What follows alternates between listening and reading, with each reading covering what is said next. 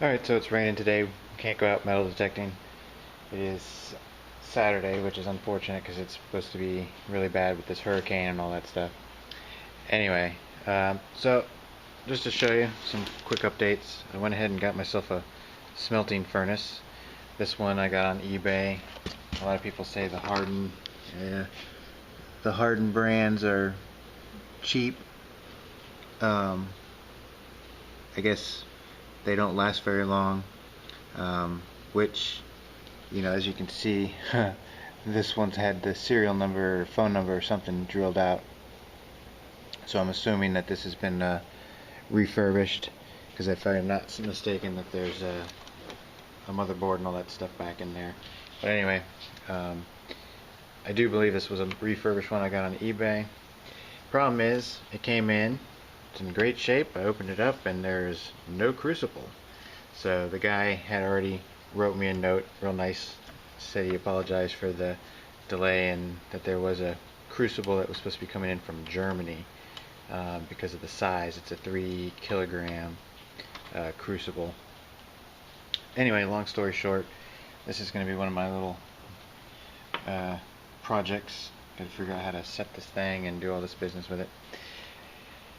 And then, in addition to that, I went ahead and bought a rock crusher because I am going to sample some material.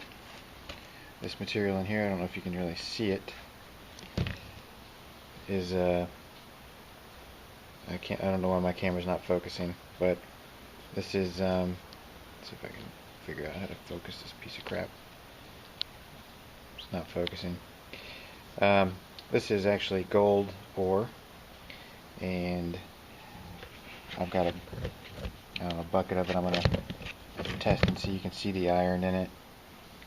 There's a lot of mica in it, so this is gonna be interesting. I got the crusher here, also from an eBay source, that I'm gonna go ahead and open up and see what we got. And I have no experience with rock crushers. It's a manual crusher.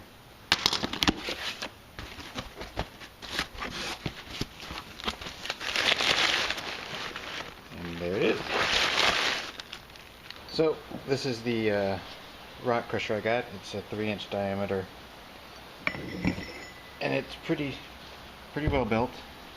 Can't really see in there,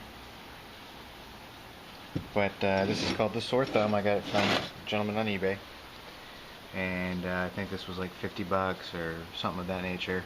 But I know it seems expensive, but it beats the hell out of me trying to create something out of pipe and black iron or something. But it's a pretty solid piece. I think this thing probably weighs a good 5 pounds by itself. So, not bad. I'm impressed. Now I'm about to give it a shot. I'm going to put in a small piece of this little and see what we can do. We'll put this on the ground, on the concrete down here, and give it a couple of whacks. So bear with me. I'll go ahead and set that in there. And the ore here is actually pretty soft. It's not quartz, but I do have some quartz vein that I'm testing out as well. So I'm just go ahead and I'm just going to drop it and see what happens. It's just one drop. It's not crushed.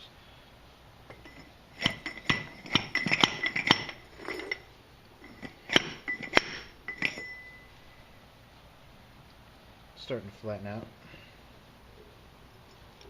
Oh yeah. It's crushed up. Pretty good. I'll go ahead and put some more in there and see what we can do. A couple big pieces here, or small pieces I should say.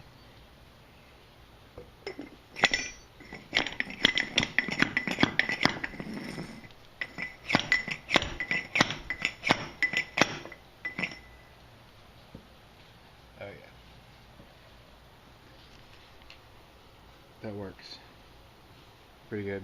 And I'm noticing that it flattens it out pretty good, at least for this material. For a harder material, probably shatter it pretty good. This is softer material, it seems. Yeah, so it's just kind of crumbling. So yeah, actually, I'm impressed. I'll have to go ahead and grind this stuff up, and I'll get back to you. Probably in another video when I pan this out and see if there's any gold in there. But like I said, I'm just kind of working with some new pay dirt, testing some stuff.